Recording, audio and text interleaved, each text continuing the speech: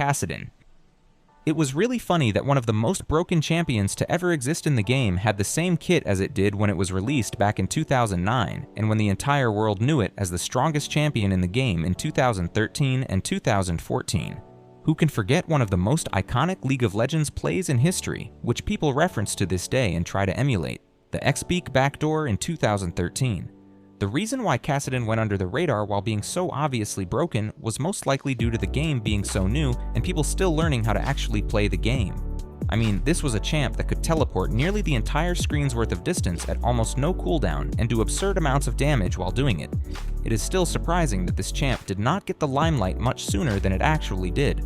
The rise of the scaling mids meta and a little bit of tweaking by Riot was all that was needed to make it glaringly obvious that this champ was uncontrollable and needed to be banned. In fact, Kassadin achieved a 97% ban rate that no other champion in the game has been able to replicate.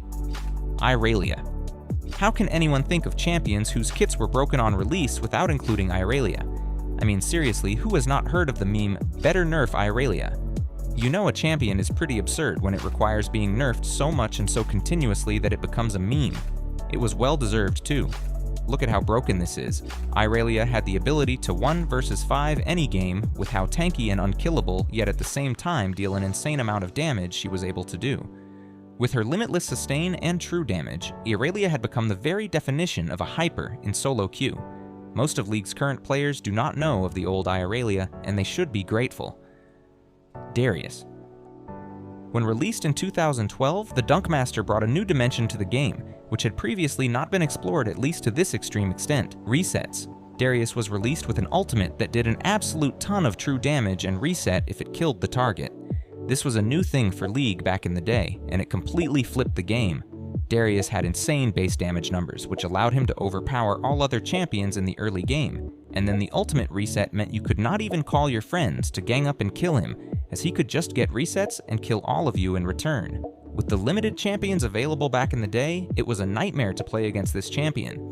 Fast forward to 2025, Darius has become one of the cornerstone champions of the top lane, and even today, 13 years later, is feared for the same ability to get resets and turn any fight around and win you the game single-handedly. Ornn. The champion designed for Ornn introduced completely new mechanics to the game, such as purchasing items while in lane, which sounds completely broken, right? Imagine you are doing well in lane against Ornn, and then suddenly he buys an item and starts winning, while you need to recall and go back to base to buy, losing out on CS and lane experience.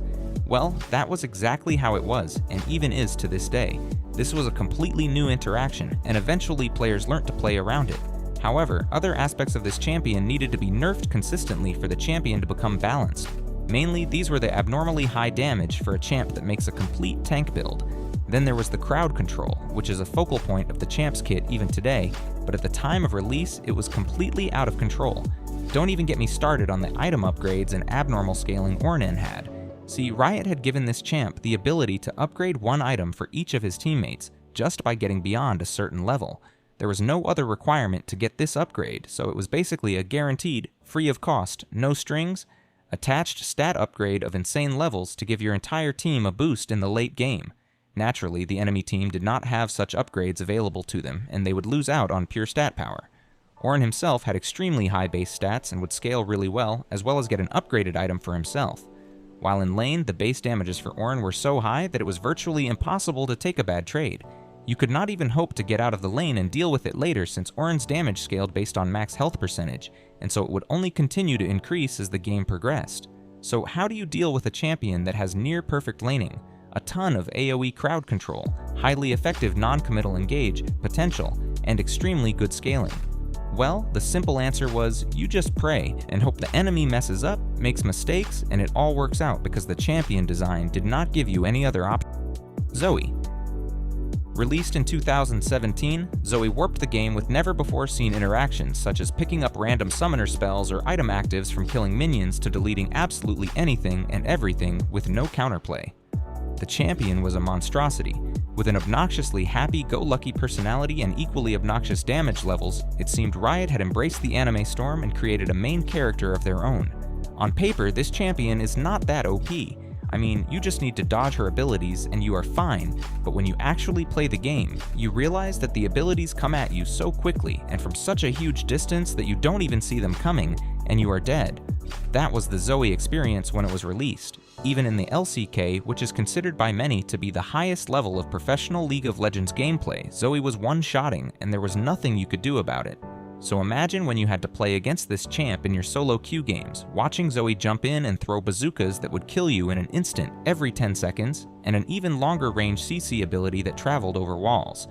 Those were frustrating times indeed for League players, but thankfully the champ got nerfed pretty quickly. Instead of killing you in one ability, now Zoe players had to hit you with both abilities, the Sleepy Trouble Bubble as well as the Paddle Star, whereas previously only the Paddle Star might have been enough. Needlessly to say, Zoe faced a lot of ban rate in solo queue.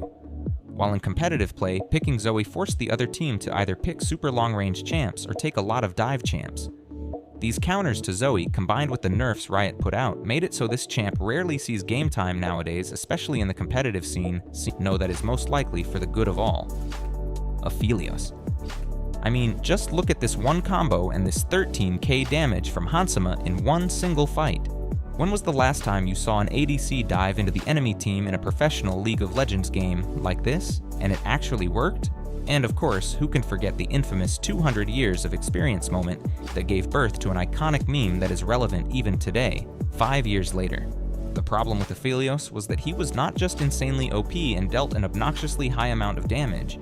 The champion was so complicated that even Riot devs had to use a cheat sheet to play it. So if even the game developers struggle to understand what a champion is doing, how is a common player supposed to know what it is doing?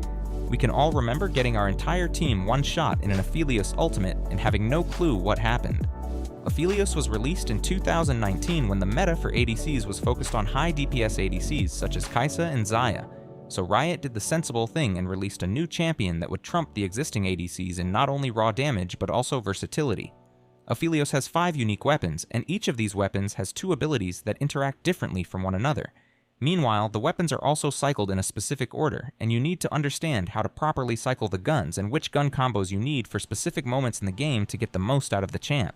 As you can see, even just talking about all this is confusing, so imagine how difficult the champ is to actually play at an efficient level, let alone try to play against it when you have no clue how quickly you will die, or from what kind of damage. This high difficulty threshold to actually get the highest value from the champ is why Aphelios flourished so much in pro play and continued to dominate the scene for a number of years. In the hands of elite players such as Viper, Ruler, and Hansama, this champ was truly a terrifying prospect. Aphelios proved to be one of the cornerstone picks in professional League of Legends for several years since its release, despite getting nerfed multiple times. This was the go-to ADC for all regions and for all purposes. Need to first pick an ADC? Aphelios.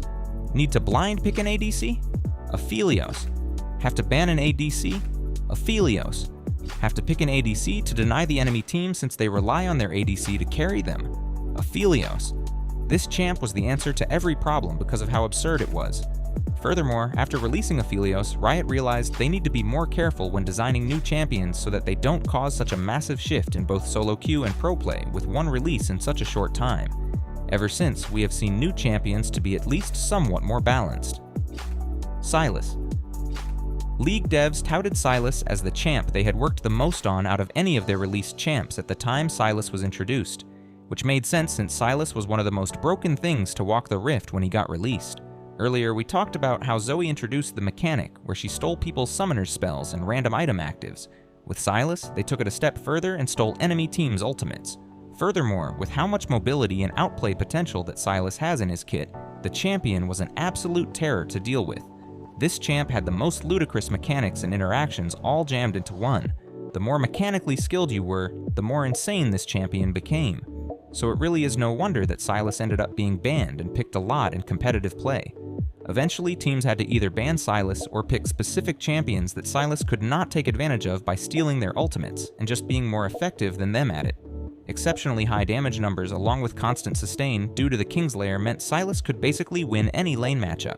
He was also being played in 3 lanes with success in all of them. Sylas also had a comically low ultimate cooldown of only 9 seconds in the early days, which obviously was increased substantially. Riot ended up nerfing Sylas so that he was unplayable in jungle, and he could actually lose lane matchups now. Not only that, but Riot also removed some key ability interactions that Sylas players took advantage of to give the enemy no counterplay, and this made the champ operate on a much more even ground. Yuumi. When I say this champion might just be the most hated champion to be released in League of Legends, I am not kidding. The moment this champ was released, there was chaos in the League community. A champion had been designed that could stay unforgettable and invulnerable, do insane amounts of healing to the character they are attached to, give them crowd control and move speed, and you did not even have to click or move the champion yourself.